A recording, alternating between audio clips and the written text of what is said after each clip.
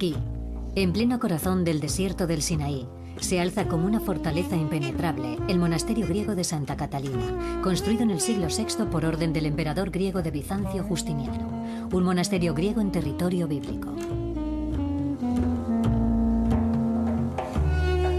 En la misma postura desde hace más de 1500 años, la momia de San Esteban, primer obispo del monasterio, guarda la memoria de Justiniano. Justiniano, emperador y sacerdote, se proclamaba elegido por Dios, su único representante en la tierra, el único digno de apropiarse del lugar de la revelación divina, donde supuestamente Moisés ascendió a la montaña al encuentro de Dios.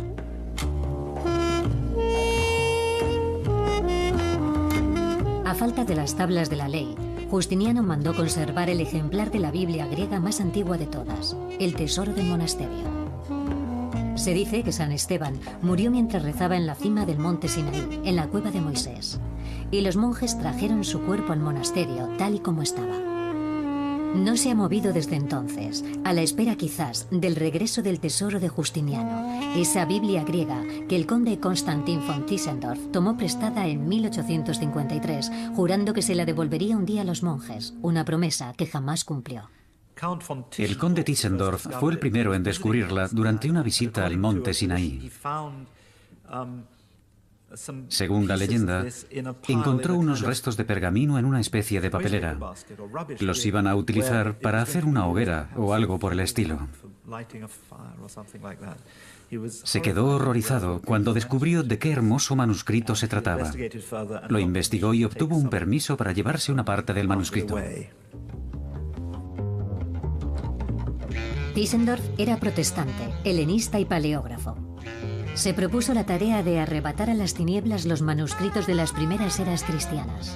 Tras visitar todas las bibliotecas de Europa, viajó a Oriente en abril de 1844. De Jerusalén a Patmos, de Beirut a Esmirna, de Constantinopla al Sinaí.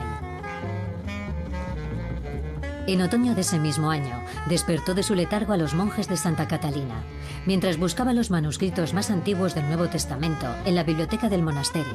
Tischendorf terminó dando con un fragmento del Antiguo Testamento.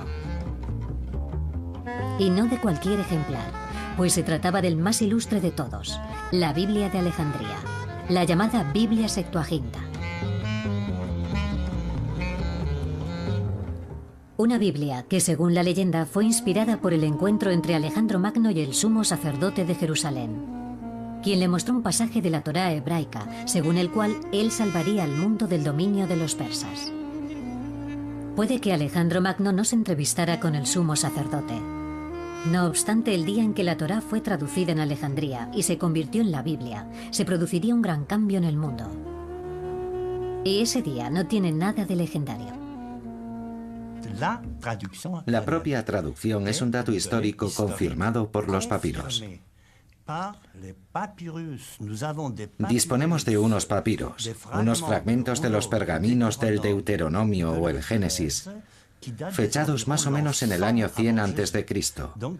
O sea que se trata de la Biblia traducida por los judíos para los judíos. Por tanto, el hecho de que existiera esa traducción, de que haya sido leída en griego en las sinagogas de Alejandría, es algo indiscutible.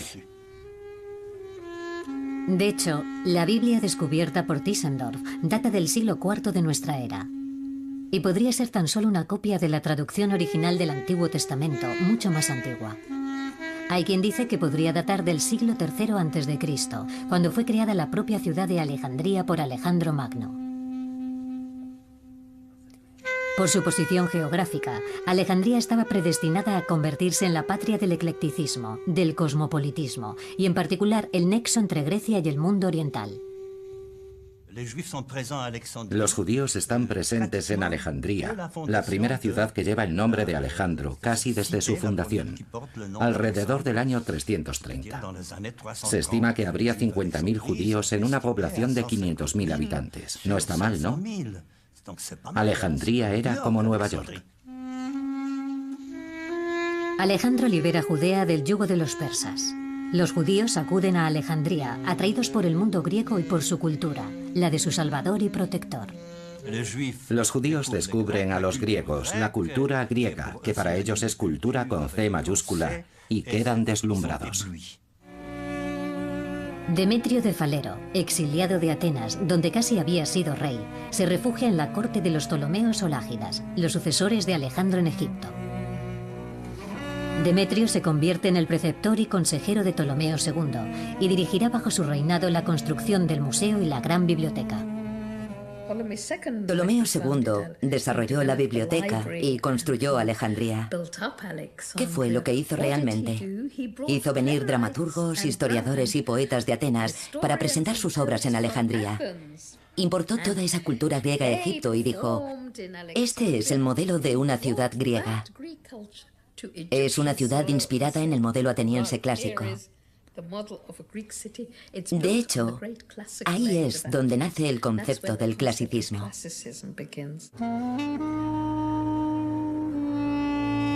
Lo que Demetrio propuso realizar al soberano Ptolomeo era el sueño de Aristóteles. El sueño de la ciudad del saber, la ciudad ideal, inculcado al joven Alejandro por su maestro Aristóteles. Una ciudad que aunara todas las sabidurías del mundo. Demetrio había sido amigo de Teofrasto, el sucesor de Aristóteles, quien acababa de crear en Atenas una escuela, un templo y unos jardines, que debían servir de algún modo de sede, de capital de la filosofía. Demetrio se inspiró en ese museo para concebir el de Alejandría. Pero a diferencia del de Atenas, no lo dedicó a una sola escuela. Invitó a poetas, historiadores y filósofos a formar parte de él. Ptolomeo los hospedó en uno de sus palacios privados y sufragó generosamente todos sus gastos. El honor de formar parte del museo se convirtió en la ambición suprema de todos los eruditos, que acudían de todas partes. Alejandría no tardó en convertirse en el nuevo foco de la civilización griega. Era una cantera de cerebros. La biblioteca de Alejandría acogía a los eruditos del mundo entero.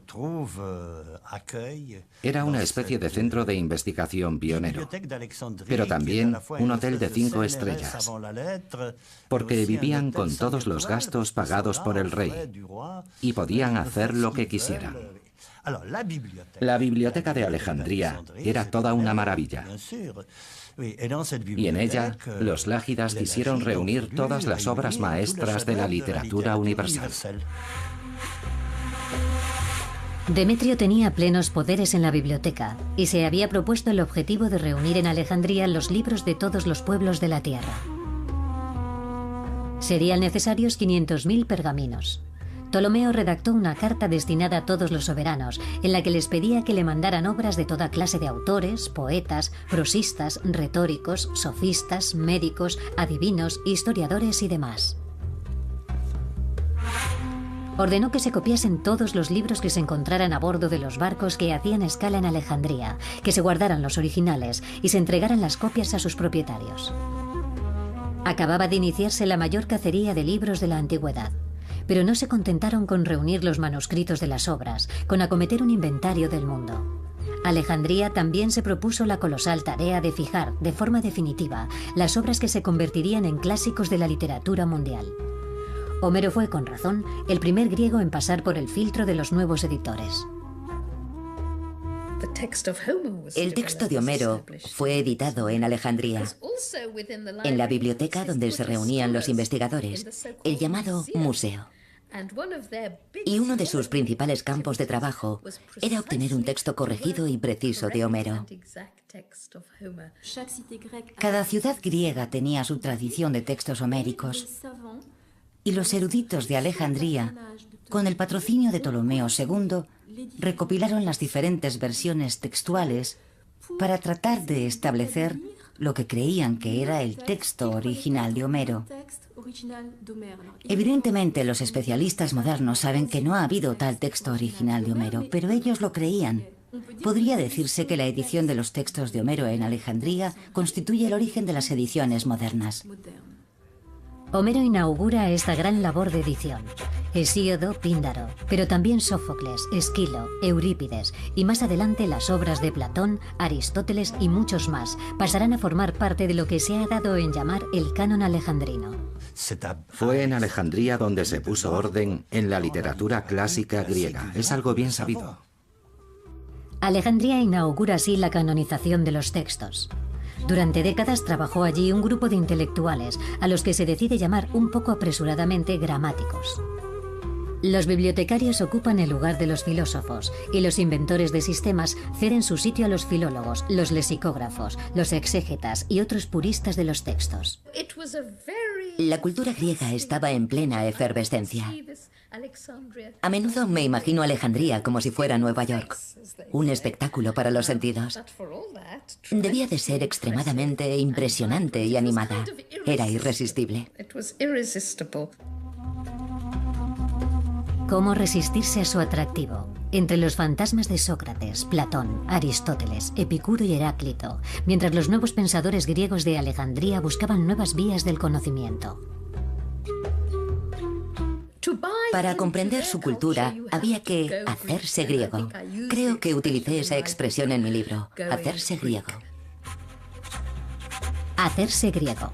Una parte importante de la comunidad judía de Alejandría, deseosa de integrarse, se dejó seducir por la idea de la Grecia clásica y se empeñó en aprender la cultura griega.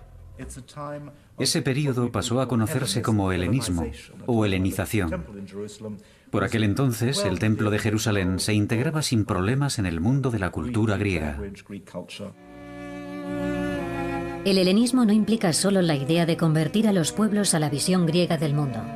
También es la intuición de que para dominar a los pueblos hay que comprenderlos, y para ello hay que traducir sus libros al griego. El impacto de esta edición textual, de este proyecto intelectual de los eruditos de Alejandría, fue inmenso en Egipto y más adelante en toda la civilización grecorromana.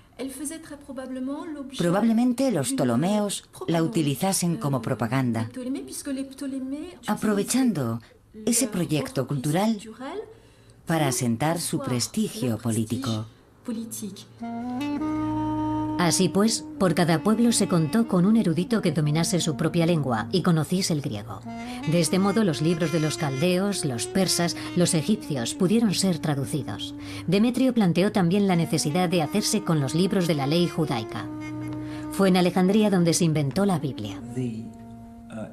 Se propusieron conservar la totalidad de la literatura en la gran biblioteca. El bibliotecario fue a ver al rey y le dijo: hay un libro muy importante que no tenemos. No lo tenemos porque no está traducido al griego. Es la ley de los judíos. Al solicitar esa traducción de la ley de los judíos, Demetrio haría accesible a una gran mayoría el libro de Moisés, por entonces desconocido en todo el mundo griego. El instigador del proyecto, Demetrio, era amigo de Teofrasto, ese que un día había calificado a los judíos como un pueblo de filósofos natos, y hacía tiempo que deseaba personalmente saber qué contenía la ley hebraica. En Alejandría, la Torá se convertiría en la Biblia, esa Biblia griega que serviría de modelo para todas las Biblias venideras. Sería esa Biblia original de Alejandría la que haría correr a Tischendorf varios siglos más tarde.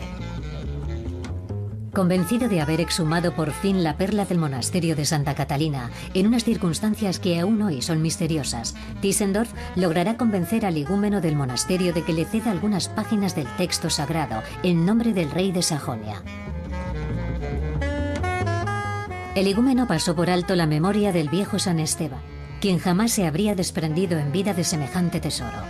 Pero Tischendorf estaba convencido de estar no ante el texto original, sino ante la copia más antigua que se hubiera encontrado nunca, y persuadió al igúmeno de que se lo entregase para su estudio, alegando que se lo devolvería más adelante.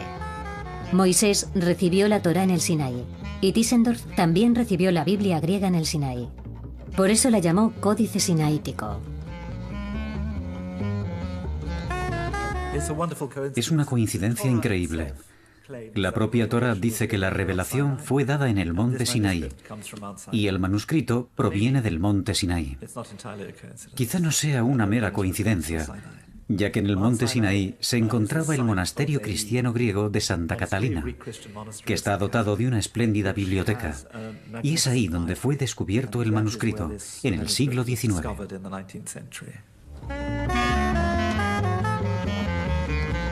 El monasterio conserva una carta firmada por Tischendorf que promete devolver el préstamo realizado al rey Federico Augusto de Sajonia, quien apadrinó estas investigaciones en nombre del prestigio de la Iglesia luterana. Pero el descubrimiento de Tischendorf despertó la curiosidad del Vaticano. El Vaticano ya poseía uno de los manuscritos más antiguos de la Biblia, el Códice Vaticano, y expresó su interés. Para San Pedro, o Pío IX, su sucesor de aquel entonces, lo normal hubiera sido que el testimonio más antiguo de la Biblia griega pasase a formar parte de la Biblioteca Sixtina y así servir de modelo original para todas las traducciones de todas las Biblias en las que se basaría la Iglesia Apostólica y Romana.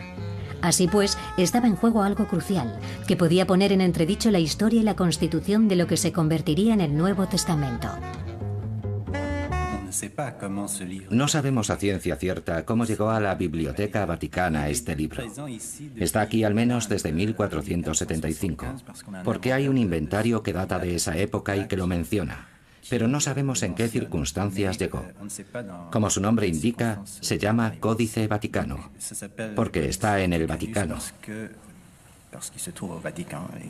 Podemos decir que es, por excelencia, la traducción griega antigua de la Biblia hebraica. Es uno de los manuscritos de la Biblia Septuaginta, pero probablemente sea el mejor, ¿no? En todo caso, es uno de los más antiguos. Uno de los más antiguos. O sea, que tenemos dos manuscritos que se remontan con toda probabilidad al siglo IV. Este y el Sinaítico. Dos manuscritos completos. Actualmente conocemos fragmentos de unos 5.000 manuscritos griegos del Nuevo Testamento y unos 1.000 del Antiguo Testamento griego. El auténtico problema al estudiar estos manuscritos antiguos es que lo que tenemos son, por así decirlo, restos de un naufragio. En el año 303, el emperador Diocleciano ordenó la destrucción de todos los libros bíblicos.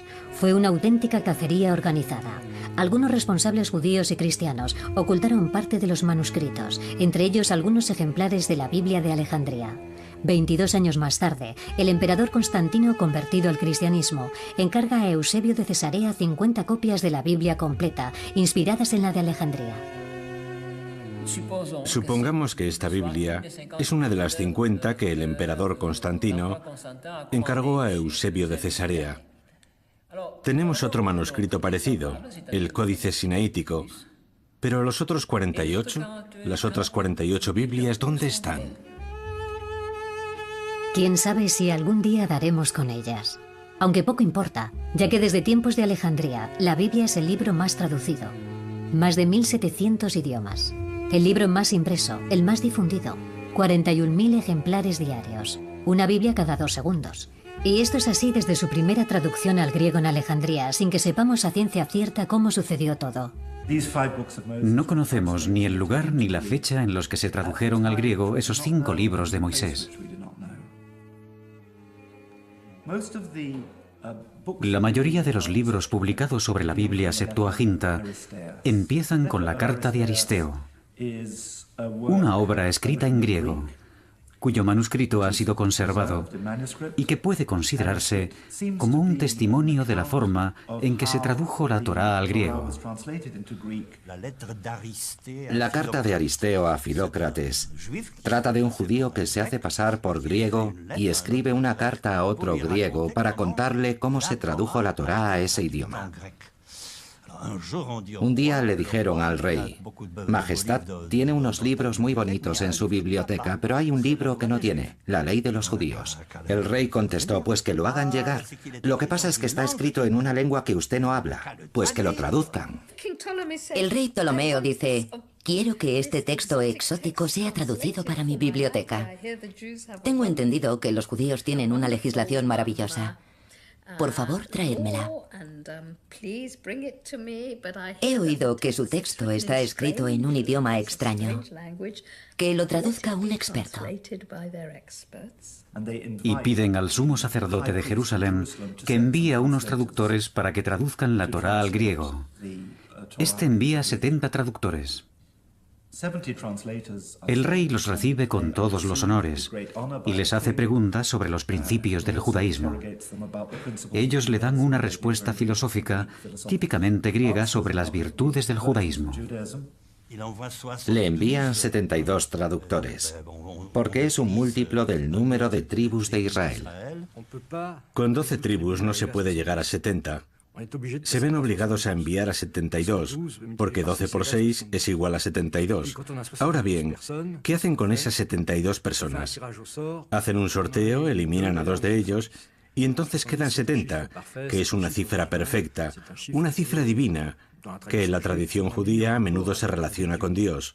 O sea que 70 y 72 son la misma cifra.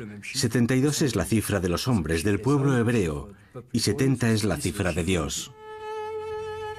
A falta de un Dios para dictar la ley, como pasó con Moisés, la carta de Aristeo atribuye a los 70 traductores el papel sagrado de transmitir la ley no ya a los judíos, sino a las naciones del mundo, que según el texto bíblico también ascienden a 70. 70 naciones, por el número de descendientes de Noé. Al recibirlos, el rey Ptolomeo queda deslumbrado con su sabiduría. Les ofrece un banquete durante 7 días. Y no para de hacerles preguntas filosóficas, preguntas sobre la mejor forma de reinar. Y cada vez le parecen más sabios que cualquier sabio de su reino. ¿Qué es un buen gobierno? ¿Cómo conseguir ser amado como rey?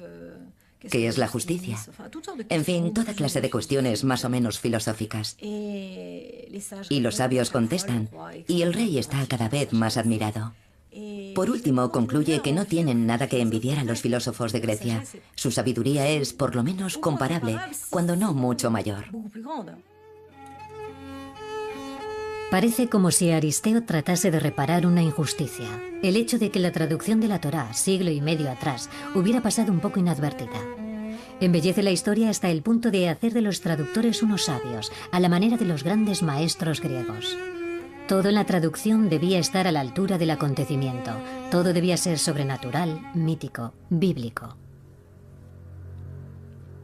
Se les aisló en la isla de Faro, que estaba unida a la orilla por un muelle. Cuentan que los traductores estaban encerrados en celdas, solos o por parejas, según las versiones, y luego cotejaron las traducciones y ¡milagro! Eran todas idénticas. Eran 72 traductores. La traducción les llevó 72 días y miren qué prodigio. Aristeo sobreentiende que hubo una inspiración divina. Y cuando la gente lo ve y compara el texto hebreo con el griego, quedan deslumbrados con la precisión de la traducción y dicen que es tan perfecta que nadie debería hacer otra traducción, ni añadir ni cambiar una coma. Y esa idea de que el texto les fue inspirado por Dios va a desarrollarse a través de los siglos. Si el presunto Aristeo escribe, digamos, en el año 200 a.C., no sabemos cuándo exactamente, Filón de Alejandría, que escribe en el año 40 de nuestra era, tiene una versión aún más adornada de los hechos, puesto que dice que los traductores eran profetas al dictado de un apuntador invisible. Cogieron los libros sagrados, los alzaron al cielo y pidieron a Dios que no les fallara en su cometido. Se pusieron manos a la obra, presos de una inspiración divina, y no pronunciaron unos una palabra y otros otra, sino las mismas palabras, como si en cada uno de ellos se hubiera manifestado la voz de un apuntador invisible.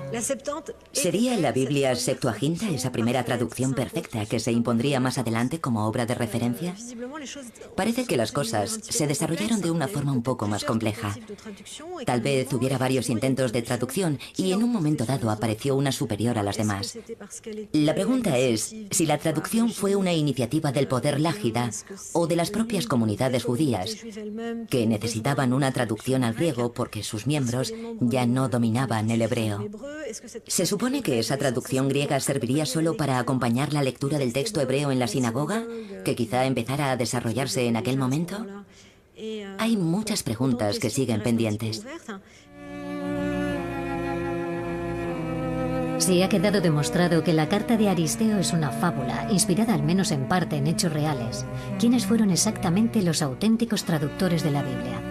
Está claro que los judíos helenófonos disponían desde hacía tiempo de varias traducciones griegas de su ley para su uso comunitario, pero el proyecto de hacer una traducción oficial para los griegos era algo completamente diferente, que nunca fue aceptado unánimemente en el seno de la comunidad judía. En mi opinión, la decisión final de no permitir que nadie hiciera una nueva traducción o cambiara o añadiera algo a la que había se debe a cierto entorno político. Alguien debía de querer hacer una traducción diferente, añadir o quitar algo. Hace ya un tiempo, un erudito llamado Paul Kale señaló que, antiguamente, había una multitud de traducciones rivales, hasta que se tomó la decisión oficial de adoptar una traducción única que reemplazara a todas las demás. La noticia del descubrimiento del manuscrito del monte Sinaí por Tischendorf se propagó por toda Europa. La reina Victoria encargó a Norman MacLeod que trajese a la Biblioteca Británica ese código sinaítico, capaz de rivalizar, cuando no superar en sacralidad, al Código Vaticano. La Iglesia rusa tampoco se queda en la zaga. Cree que el código sinaítico le pertenece. Al fin y al cabo, Rusia es la madre de la Iglesia griega. La zarina y la gran duquesa Alejandra encargan a un hombre llamado Porfirius Oupenski que busque el manuscrito de Tischendorf. Se inicia así una carrera para encontrar la Biblia, para ver quién será el primero en hacerse con el texto divino que legitimaría una relación con el cielo al menos equivalente a la que reivindica el Vaticano. Habent sua fata libelli. Los libros tienen destinos que a veces no entendemos.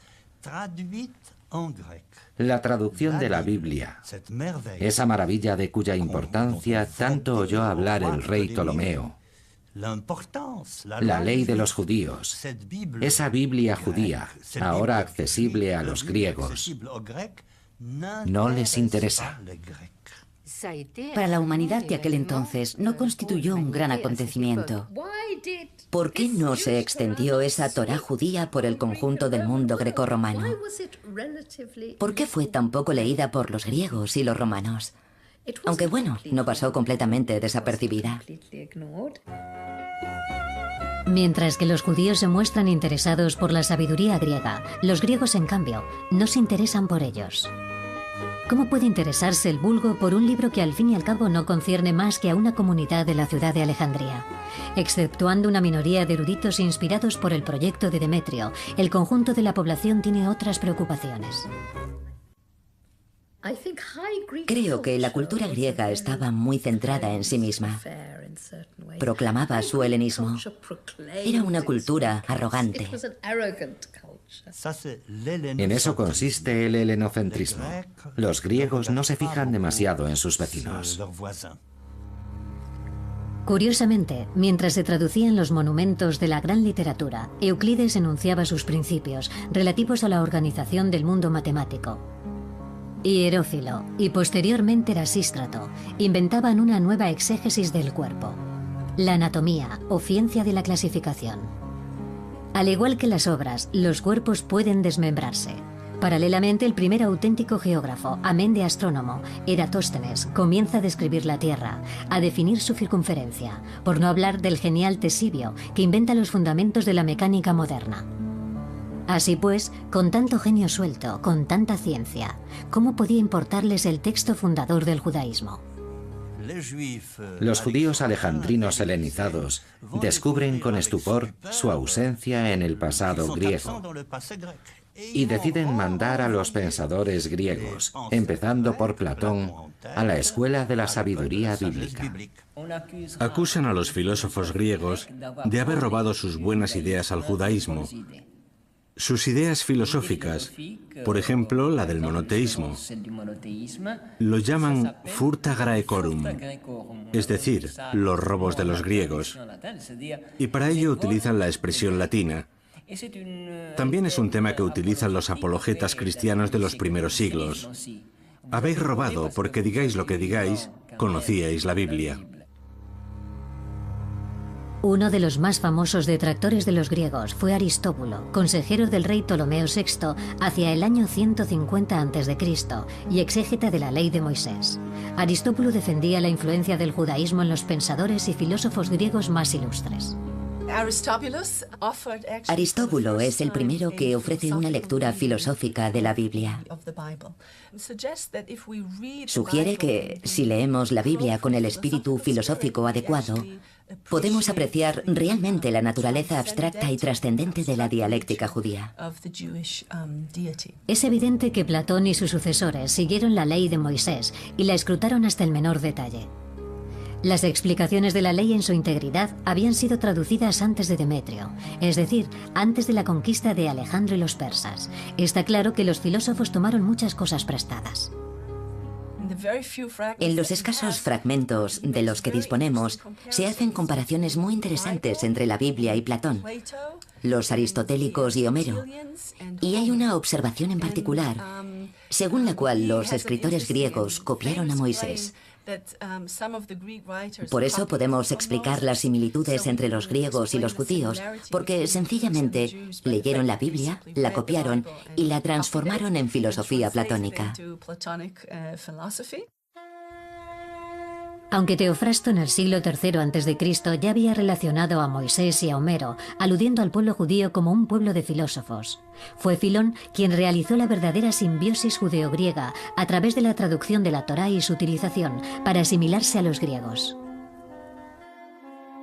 Filón conoce a la perfección a todos los filósofos griegos,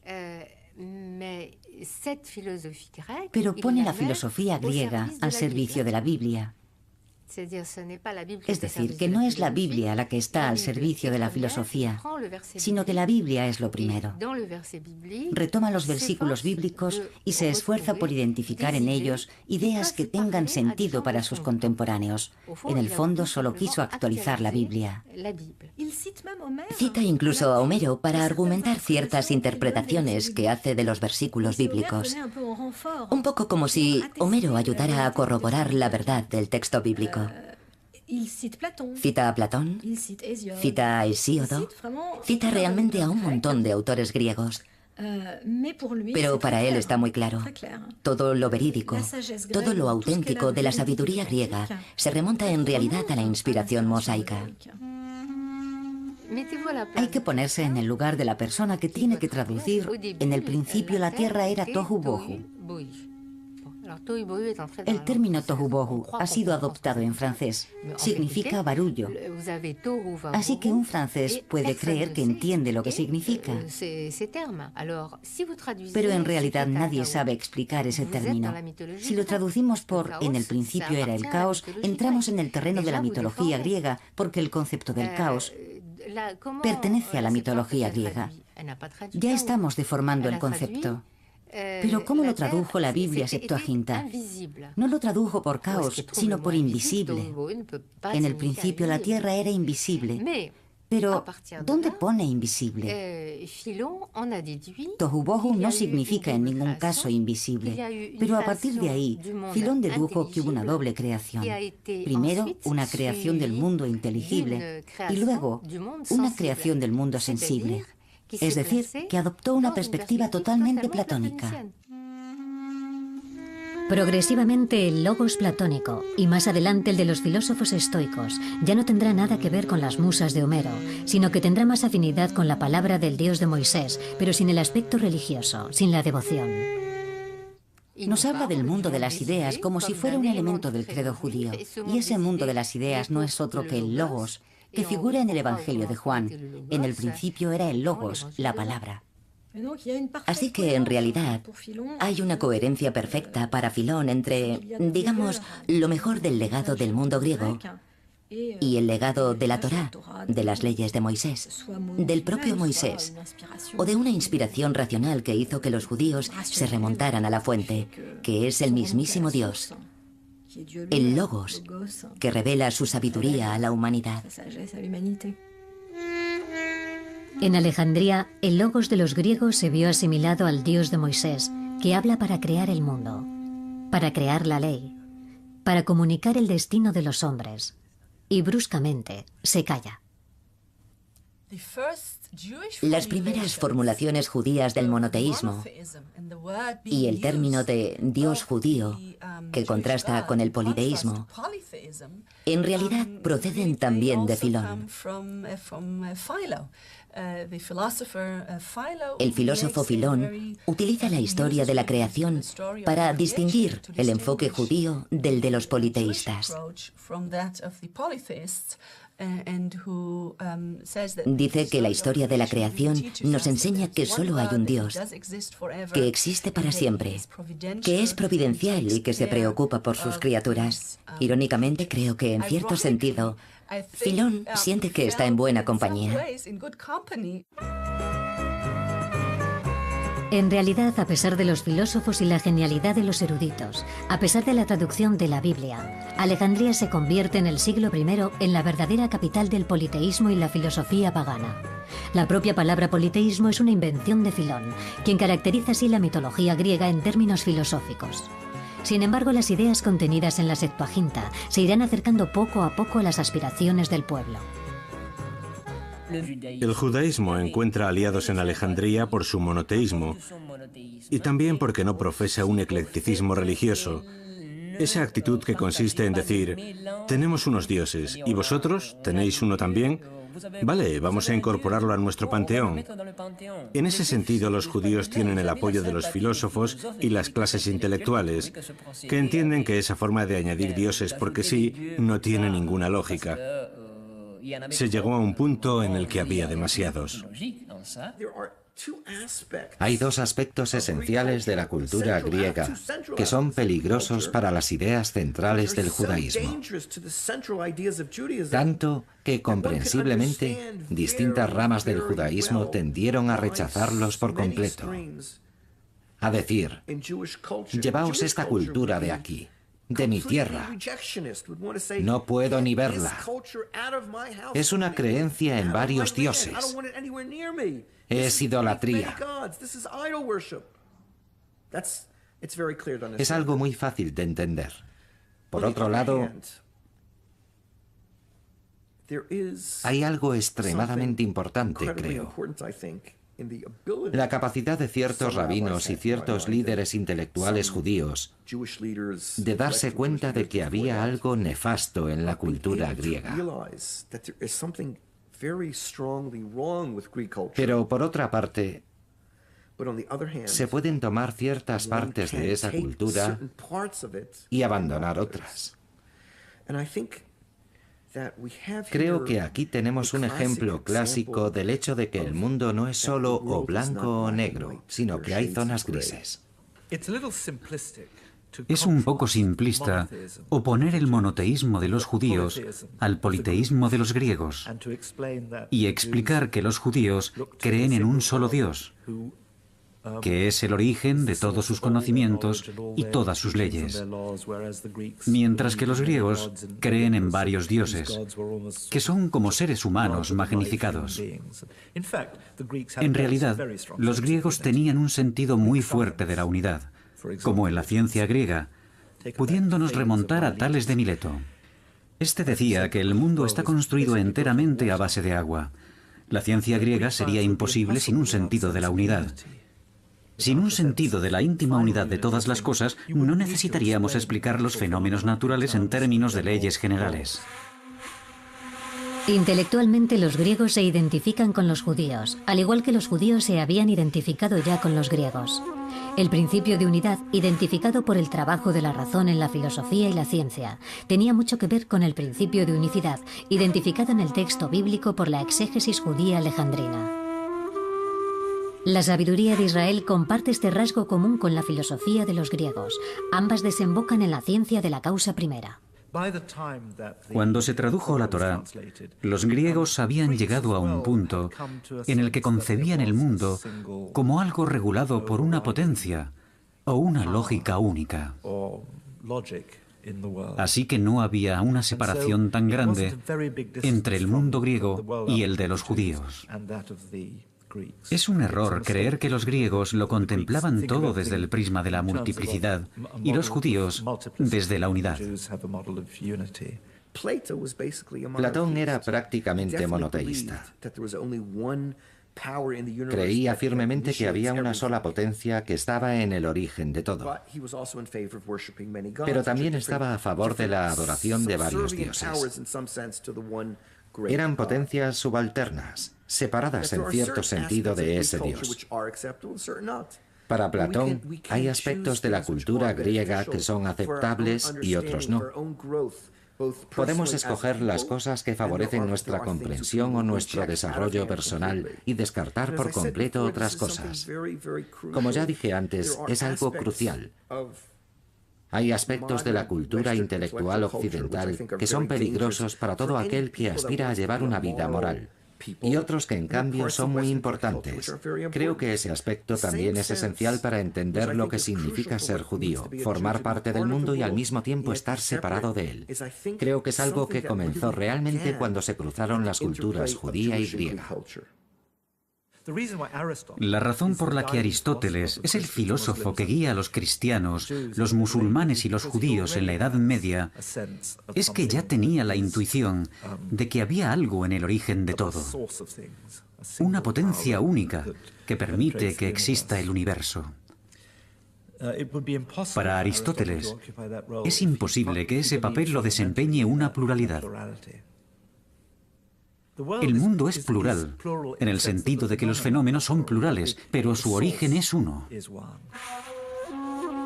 Sin el concepto de unidad no existirían los elementos de Euclides, la anatomía de Herófilo o el cálculo astronómico de Eratóstenes. Pero basta esta simpatía intelectual judeo-griega en torno al principio de unidad para explicar el cambio que tendrá lugar más adelante, la conversión al cristianismo de todas las poblaciones mediterráneas.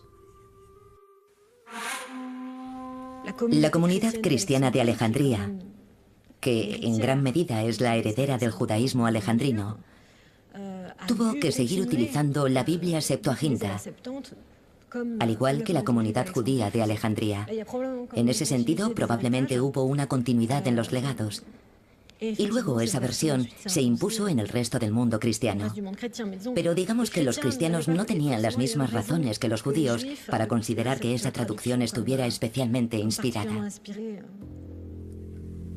En todo caso, el cristianismo se desarrolló fuera de Alejandría, en Judea, de forma independiente. No es en absoluto una consecuencia de la simbiosis judeo-griega. Sin embargo, es evidente que la Biblia Septuaginta ayudó a la propagación del cristianismo y los primeros cristianos la utilizaron para promover sus ideas. Hay quien dice que el cristianismo es una forma extremadamente helenizada o la helenización extrema del judaísmo. Es decir, que el cristianismo es una religión que interpreta el judaísmo de una forma helenizada. Así que hay una especie de síntesis que emerge de ese encuentro entre el judaísmo y el helenismo y que conduce al cristianismo. En todo caso, puede interpretarse la historia desde ese punto de vista. A partir del momento en que el cristianismo hace suya la Biblia griega, esta será percibida negativamente por las autoridades judías. Dejará de interesarles. Y poco a poco, los judíos acabarán perdiendo todo el interés por esa traducción e incluso desconfiarán de ella. La apropiación de la Septuaginta con fines propagandísticos por parte del cristianismo bastará para dar la razón a quienes en la comunidad judía habían recelado de ella. Ahora podía asociarse el acto mismo de la traducción con un acto de idolatría. La mayoría de los judíos reniega de su propia Biblia griega, la rechazan violentamente. Algunos rabinos se mostraron muy hostiles, y uno de ellos dijo incluso que el día en que la Torá fue traducida al griego, el mundo se cubrió de tinieblas durante varios días. El día en que se tradujo la Torá fue para Israel un día tan aciago como el día en el que los israelitas veneraron el becerro de oro. Era un acto de idolatría. Al igual que Moisés rompió las tablas de la ley, Tischendorf rompió el códice sinaítico. En un primer momento llevó varios pergaminos a Alemania y se los regaló al rey de Sajonia, Federico Augusto, tras lo cual, a través de Ouspensky, la zarina y la gran duquesa Alejandra, enviaron a Tischendorf al Sinaí para que le regalase el códice sinaítico a Alejandro II y así celebrar el jubileo de los Romanov en 1862. Los monjes se lo entregan a Alejandro II no porque sea el zar de Rusia, sino porque es el jefe absoluto de todas las iglesias griegas. Tischendorf promete devolver la mayor parte del códice, símbolo de la unidad de todas las iglesias cristianas. La Septuaginta se volvió cristiana. Se convirtió en la Biblia de los cristianos y por tanto el judaísmo volvió a centrarse en el comentario del texto hebreo de la Biblia, en las tradiciones de interpretación que servirán para dar a conocer mejor el texto, para definirlo mejor. Asistimos a un movimiento rabínico que se desarrolla con fuerza a partir de ese momento. Los judíos se repliegan sobre sí mismos y desarrollan rápidamente un sistema que recobra su autonomía y rechaza toda inspiración, toda influencia extranjera, griega y cristiana. Los judíos se protegen. La cultura rabínica censuró expresamente ciertos aspectos de otras culturas, o sencillamente no los reconoció. Son las dos perspectivas posibles que expuse antes. Es un ejemplo que demuestra bien que no les interesaba compartir la cultura judía con las demás culturas. Es como si el encuentro con el mundo griego hubiera ayudado al mundo judío a tomar conciencia de sí mismo y definirse a sí mismo, como si hubiera necesitado a los griegos a modo de reflejo invertido, por así decirlo. La propia palabra judaísmo, judaísmos, se crea por contraste con el término helenismos. El judaísmo se reconstruye, necesita renovarse, como si tuviera que deshacerse a toda costa de la influencia griega y de hecho del propio texto de la Septuaginta. A partir de ese momento asistimos al llamado movimiento rabínico, que conducirá unas décadas más tarde a la composición del Talmud, mientras el cristianismo se irá desarrollando en paralelo. Llegados a ese punto, los judíos abandonaron la Septuaginta. Ya no la quieren. Se la dejan a los cristianos. Es el rey de Inglaterra, Jorge V, quien se encargará de reunir por fin los manuscritos diseminados por Tischendorf entre Alemania y Rusia y los que se quedaron en Santa Catalina. Habrá que esperar hasta 1933, tras una serie de negociaciones rocambolescas, para que Stalin, despreciando toda referencia al emblema del occidente judeo-griego, se deshaga por un precio exorbitante de un códice que en realidad no le pertenecía. Stalin exigió una suma tan colosal que la corona británica tuvo que convocar una subasta pública. El acuerdo se lleva a cabo el 27 de diciembre de 1933. Los ingleses disponen ahora del manuscrito más antiguo de la Biblia. El códice sinaítico abandona las oficinas comerciales rusas para trasladarse al British Museum. Mr. Dix es quien ha dirigido las negociaciones para comprar la Biblia a los soviéticos. El manuscrito más importante del libro más importante del mundo, la Biblia, podrá presidir dignamente el British Museum. Pero la verdadera restitución sigue pendiente. Los monjes de Santa Catalina y San Esteban siguen esperando que Tischendorf cumpla su promesa. Pese a ciertas compensaciones financieras por parte de Alejandro II, los monjes se sienten engañados y exigen que la Biblia de Alejandría regrese a su monasterio, al pie del monte Sinaí.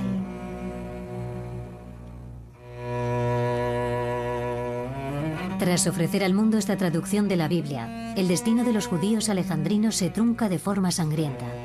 En el año 66, el emperador Tiberio mandará más de 2000 hombres para saquear sus pertenencias y quemar sus casas. Por su parte, el emperador Trajano ordenará en el año 115 exterminar a toda la comunidad judía de Egipto.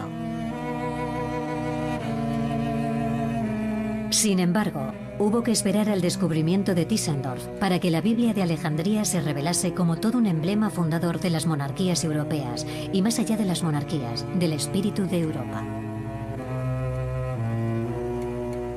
Esta Biblia judeo-griega forjará la conciencia de Europa durante siglos. Por su carácter mixto, también engendrará la laicidad moderna, verdadera religión de la razón, una religión sin dioses y una singular característica de nuestra identidad europea.